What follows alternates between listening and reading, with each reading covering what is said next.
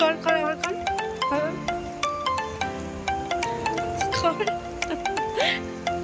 করো আর করবে না।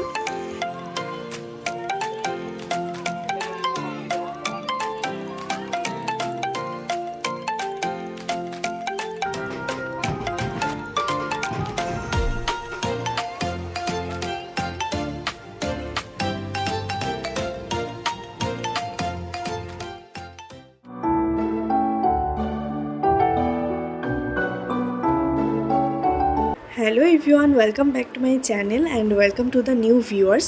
কেমন আছো সবাই? আশা করছি সবাই খুব খুব ভালো আছো। তো অনেক দিন পরে তোমাদের সাথে আমার নতুন আরেকটা ব্লগ শেয়ার করছি। আসলে কি জানো তো, এই আমাদের গ্রামের বার্ষিকী পুজো ছিল, কালী পুজো। তারপরেও আবার বাড়িতে একটা অনুষ্ঠান ছিল, তো এরকম করে পরপর বেশ কয়েকদিন কেটে গেল, যার জন্য আর তোমাদের সাথে এই যে ভিডিওটা দিয়ে আমি ভিডিওটা স্টার্ট মানে ভিডিও এডিট করে উঠতে পারিনি, সময় পাইনি। রীতের জল ঢালার ভিডিও মন্দিরে, কালী মন্দিরে। তো এমনিতে কি হয়, যেদিন আমাদের পুজো থাকে তার আগের দিনও কিন্তু গ্রামবাসীরা, মানে সব গ্রামবাসীরা আমাদের আদিগঙ্গা থেকে জল এনে মন্দিরে জল ঢালে। রীতও ঢেলেছিল, মানে সেটা পুজোর আগের দিন। আর সেই দিনই রাত্রিবেলা আবার শেওড়াফুলি থেকে জল এনেও এটা পুজোর দিন সন্ধেবেলা জল ঢালছে। এই বছর যেদিন আমাদের জল ঢালার অনুষ্ঠানটা ছিল, সেই দিন হচ্ছে যে আমাদের এখানে রেমাল ঝড় হচ্ছিল। তো প্রথমে সকাল থেকে তো ভেবেছিলাম যে এবছর বোধহয় এবছরও জল ঢালা হবে না। আগের বছর যেহেতু আমি প্রেগনেন্ট ছিলাম সেই জন্য আমি যেতে পারিনি, কিন্তু এই বছর যাওয়ার জন্য অনেক এক্সাইটেড ছিলাম। তবে যেহেতু ওরকম সকাল থেকে ঝড় বৃষ্টি, ভেবেছিলাম হয়তো যাওয়া হবে না। কিন্তু বেলার দিকে সবাই হৈ হৈ করে বেরিয়ে পড়লো, কিন্তু তখনও প্রচণ্ড ঝড় হচ্ছিল, বৃষ্টি হচ্ছিল। তা সত্ত্বেও সবাই মিলে বেরিয়েছিলাম আর ভীষণ এনজয় করেছিলাম। ভেবেইছিলাম যে ওই দিনটারও ব্লগ করবো, কারণ ভীষণ মজা এমনিতেও হয়। তবে সেদিন যেহেতু বৃষ্টি পড়ছিল আবার ঝড় হচ্ছিল, তো সেই কারণে ফোনটা সাহস করে নিয়ে যেতে পারিনি। কারণ এমনিতেও হচ্ছে যে নদীতে নামতে হবে, আর সেই দিন নদীর যা দাপট ছিল তোমাদেরকে কি বলবো, সত্যি আমি দেখাতে পারিনি। আমার নিজের এখন মনে হচ্ছে যে দেখাতে পারলাম না, কিন্তু সেদিন যে নদীর অবস্থা কি ছিল, তার উপরে ঝড়, তার উপরে বৃষ্টি।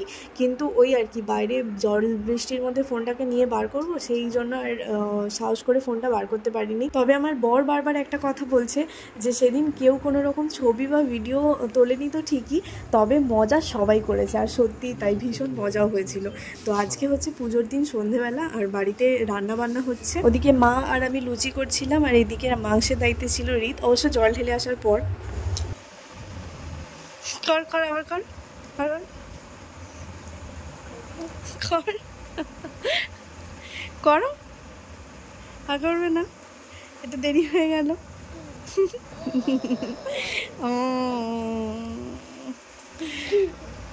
করো করো আবার করো করো করো আর করবে না।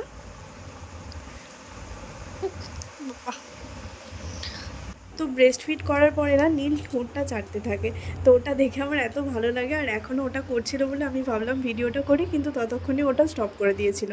আর এখন হচ্ছে যে নীলকে একটু সেরেলাক খাইয়ে দিচ্ছি।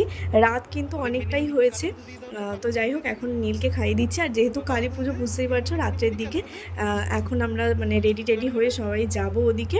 আর ঠিক মুহূর্তে কারেন্টটা চলে গেল, যেই রেডি হলাম ঠিক কারেন্টটা চলে গেল। আর এই যে দেখছো পার্ক, শাড়ি, ফুলের মালা, এই সমস্ত কিছু না এবারে মেজো কাকিমারা ঠাকুরকে দিচ্ছে।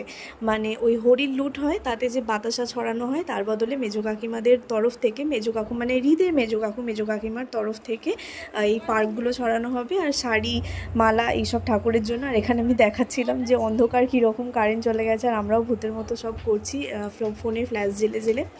আর তো চলো এবার আমরা সবাই যাব মন্দিরের দিকে। আর হ্যাঁ, আর একটা কথা তো বলাই হয়নি, এবারে কিন্তু আমাদের বাড়ি থেকেও হরির লুটে বাতাসা ছড়ানো হবে, কারণ নীলের নামের একটা মানসিক ছিল। সেটা হচ্ছে আমার শাশুড়ি মা শ্বশুরের তরফ থেকে। কারণ যেহেতু আমার ডেলিভারির সময় একটু কমপ্লিকেশান হয়েছিল সামান্য, তো তার জন্য তো মা ভীষণ ভয় পেয়ে গিয়েছিলো। তখন বলেছিল, মানে মনে মনে ইচ্ছা করেছিল যে ঠাকুরের কাছে এরকম বাতাসা দেবে। তো আমাদেরও বাতাসা ছড়ানো হবে। আর মেজো কাকিমারা, মেজো কাকুরা এই পার্কগুলো ছড়ানোর ব্যবস্থা করিয়েছে। আর এই বার্ষিকী পুজোর দিনে না আমাদের বাড়িতে অনেক সবাইকে নিমন্ত্রণ করা হয়, তো সবাই আসে, ভীষণ মজা হয়। কিন্তু এই বছর বেশ কিছু কারণে মানে বিশেষ করে ওই ঝড়ের কারণে আর সেরকমভাবে ওই উদ্যোগটা নেওয়া হয়নি, কারণ কি ঝড় বৃষ্টি হতে পারে, তারপর কারেন্ট থাকবে না অন্ধকারে, তো যার জন্য এবারে আর ওই চান্সটা নেওয়া হয়নি। তবে সত্যি কথা বলতে পুজোর দিনে আকাশ একদম পরিষ্কার হয়ে গিয়েছে, শুধু রীতের একজন মামা, মামার মেয়ে আর আমার দাদা মানে নীলের মামা এসেছিল। ও আলো দেখছে, এই রে তুমি টুক পড়নি বাবা।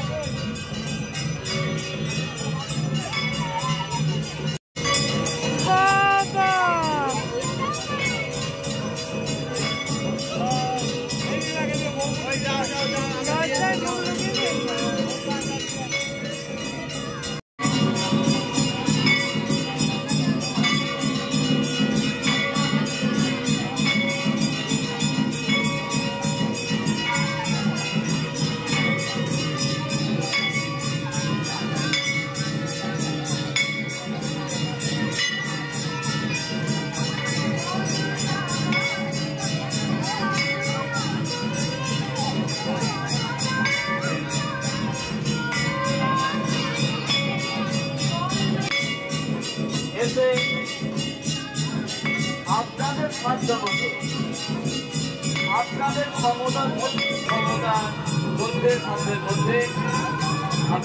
হস্তে গান করুন আপনাদের ওই মহামূল্যবান গান।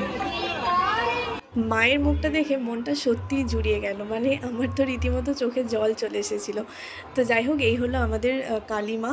আর মূর্তি আসে পুজো হওয়ার কিছুক্ষণ আগে, সন্ধ্যাবেলা পর্যন্ত বেদি ধোয়া হয়, তারপরে পুজো হওয়ার কিছুক্ষণ আগে ঠাকুর আসে, আর তারপর সারা রাত ধরে পুজো চলে। তো এখন আমরা পুজোর সামগ্রী দিয়ে চলে যাব, তারপরে আবার সেই 2-2:30 সময় করে আসবো। মাম্মাকে দেখতে নেব না।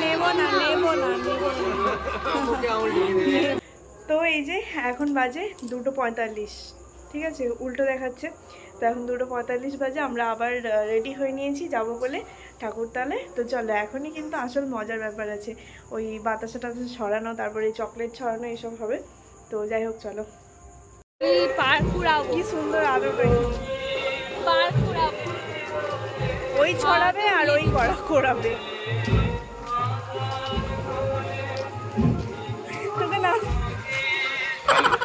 হবে না।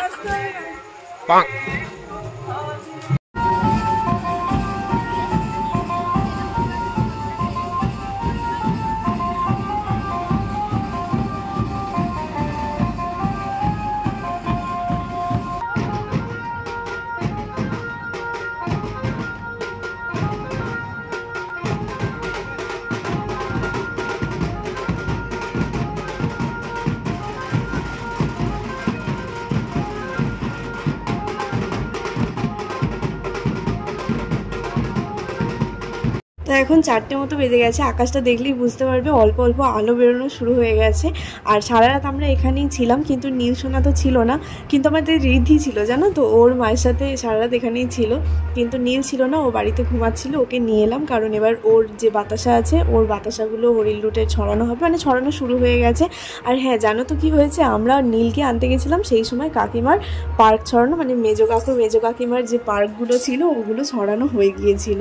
তো তার জন্য ওই পার্কগুলো আমরা মিস করে গিয়েছিলাম। আর এদিকে নেহাও ঠিক সময়ে বাড়ি চলে গেছে, মানে সারা রাত এখানেই ছিল, কিন্তু একটু আগে ও বলছে কিনা আমার খুব ঘুম পাচ্ছে, আমি একটুখানি বাড়ি থেকে আসছি বলে চলে গেল। আর আমি নীলকে আনার সময় নেহাকে ডাকতে একদম ভুলে গেছি না, একটু তাড়াহুড়ো করেই আসছিলাম, তো যার জন্য নেহাকে আর ডাকাই হয়নি। তো নেহাও ঠিক সময় আর এখানে ছিলই না, তো আমরা কিন্তু একটাও চকলেট করাতে পারিনি।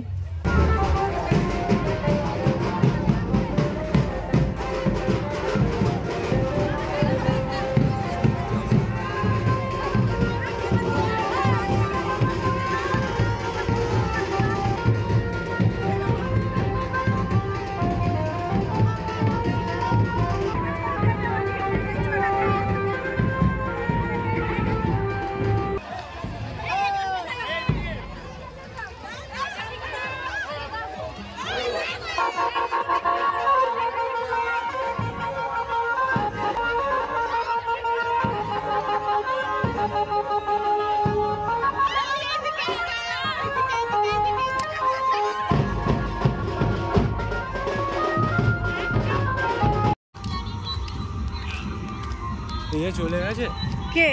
কোনো হচ্ছে না। তাহলে মাথায় কি? হ্যাঁ